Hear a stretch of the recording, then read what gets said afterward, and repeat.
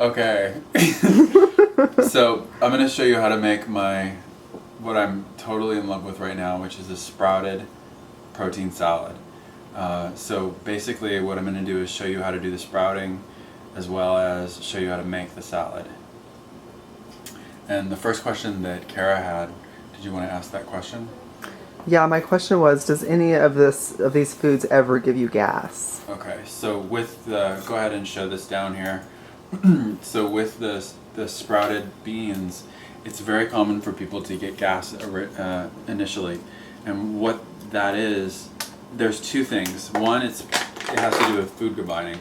But the other thing it has to do with is that you're changing your inner ecoflora. You're changing all of your inner digestive tract.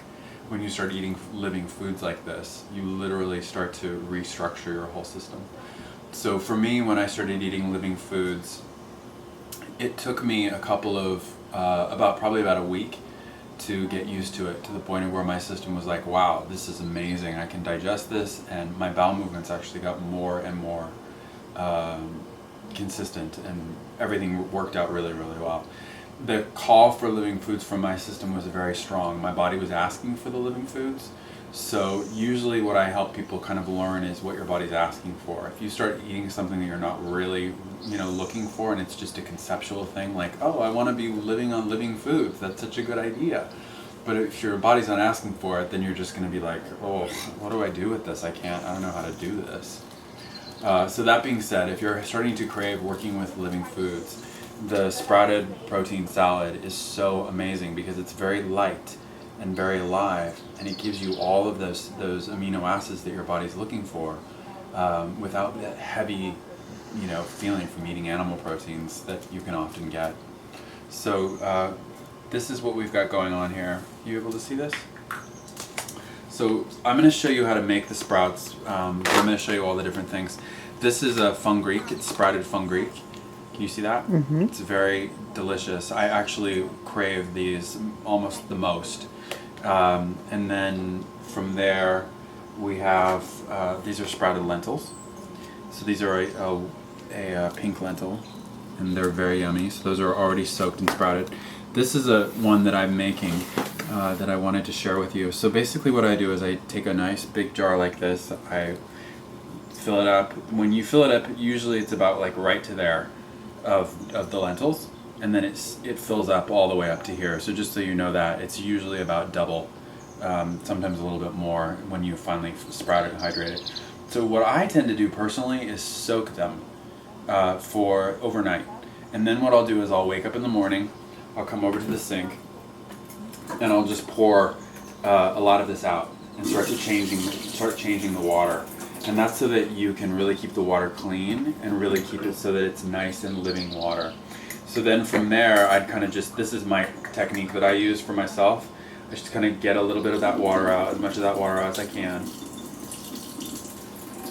And then from there, I'd pour in more water and then let it continue to soak. Now, some people, sprouting is very personal, I find as well, but I'm sure there's a standard to it. What I find is that I like to keep it soaked like this and then put a cheesecloth or some kind of cloth over it so that it can get the air. Stir it up a little bit, get the air, and leave it out like that. I'll sometimes put it out in the sun. And sometimes that's just enough water just so that it's wet. And then other times I'll actually soak it. So you can kind of play with all of that, and to each his own. If you look online, you'll see people have very specific ways of sprouting, and I just follow my own instincts, my own gut on that. So the first thing that we're going to do, these are some sprouted peas that I did. These take a little bit longer to sprout. These started sprouting about 48 hours later. And so where do you buy those? In bulk? Yeah, it's hard to find these in bulk actually, because usually they're all split. But there's this one company that Air One sells, and you can buy a package of them. They're like $5. This is half a package, so you can tell you get a lot. And these are really tasty. They're very living. They give you that, like, you really feel like you're eating this very green, vibrant, without being too overstimulating. So we're gonna, these are ready. So I'm just gonna pour the water out.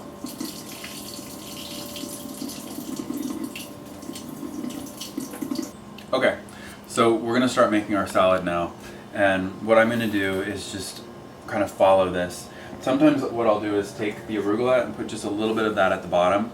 Other times I won't do that, I'll just put it on the top. So just a couple of little leaves, and for some reason, like arugula or baby arugula, you know, any kind of little leafy, soft, yummy green like that. So just a little bit. And then from there, I'll take the lentils.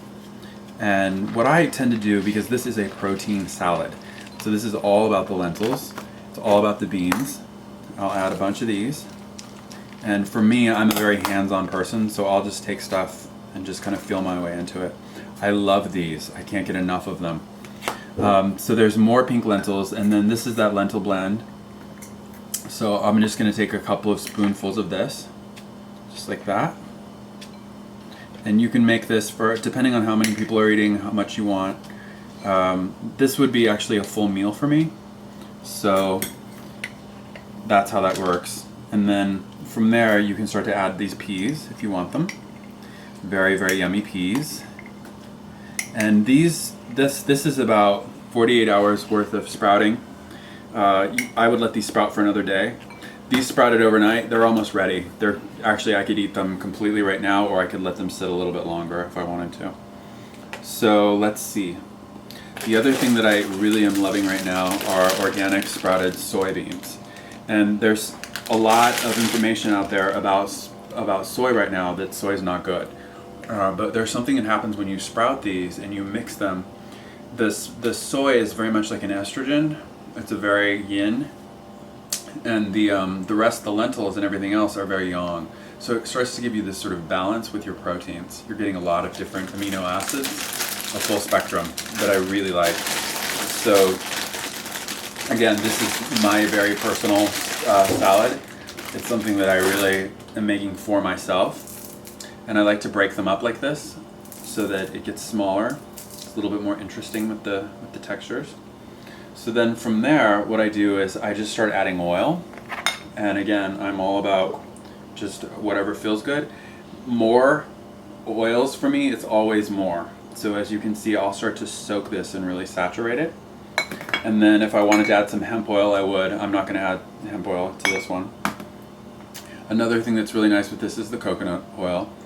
So then some apple cider vinegar. And I like a lot. I like it to actually really kind of be where it gets a little soupy at the bottom. And then from there, I add the salt solution, which we're going to show you how to make in another video. So you just add, for me, that's about how much I add. Just a spoon. You can get these spoons. You know, you can kind of find them almost anywhere these days. So I'll add maybe 1 or 2, sometimes 3, in a bowl size like this, according to taste. And then from here I just kind of mix it up so you can see how that's turning out, right? So you can see that the juice is at the bottom, and I'll just start getting all the juice and everything in there like that. So I like to have a lot of juice left at the bottom, because if I add any greens to this, then it becomes a little bit like a dressing. But as you can see, it's getting very pungent. You liking this? Mm-hmm. Yeah. So then from there, what I do is I'll add some avocado. So I'll just take some chunks of avocado like this.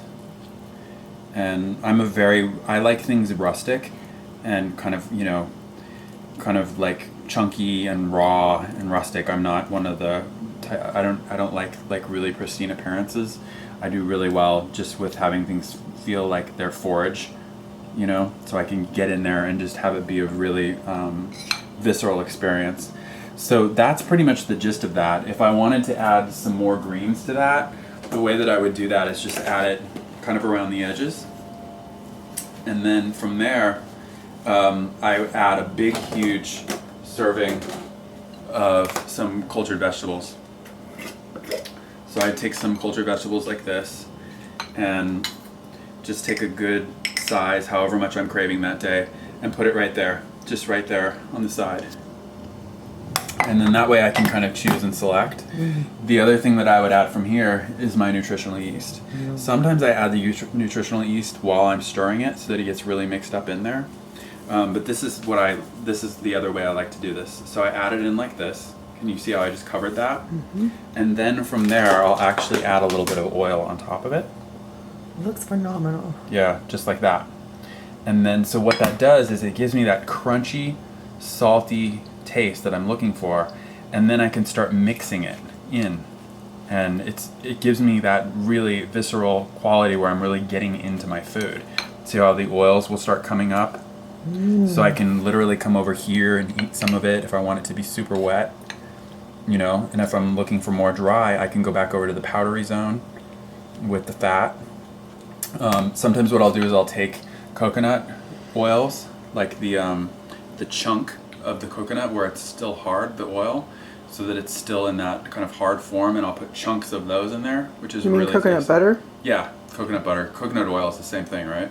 No, coconut oil is creamy. Coconut butter has the chunks. Okay, so when coconut oil is hard, where it hasn't been out towards heat, yeah, I'll take chunks of that as it's hard, not the coconut cream. Got it. And then I'll put that in there, and it's really actually nice with the flavors.